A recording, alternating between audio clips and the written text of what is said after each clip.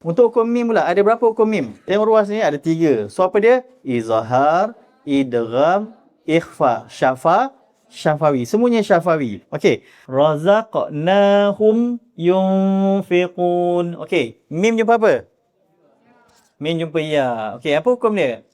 Macam mana tuan-tuan tanpa tengok kad tu tahu tu izhar syafawi? Mim mati bertanda mati. Macam mana cara nak jelaskan mim?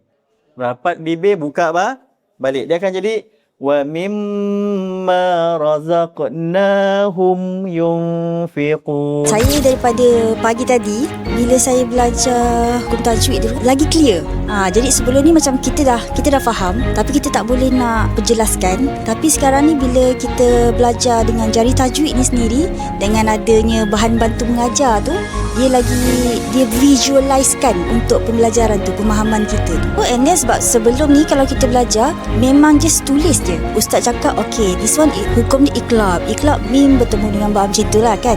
Tapi kalau macam dengan jari tajwid ni, kita bila dia putarkan, kan ada dia punya roda tu kan, dia lagi jelas lah. And then kita tahu terus huruf apa bertemu apa, lepas tu terus hukum dia, cara bacaan dia. Jadi kat situ dalam satu buku tu kita boleh dapat semua. Kad tu menarik lah. Sebab saya tak pernah tengok lagi macam tu. Kita tak perlu nak refer benda tempat lain tu, tak perlulah. Macam daripada satu buku tu saja, dia dah complete everything. Dan sebenarnya nak belajar sesuatu tu perlukan kefahaman, dan jika berguru dengan guru yang betul, insyaAllah ilmu yang kita nak pelajari tu akan menjadi mudah. Itu yang saya dapat daripada jari tajwid lah. Jadi saya rasa macam memang sangat berbaloi lah untuk 8 jam tu. Jadi tak ada masalah lah untuk belajar tu.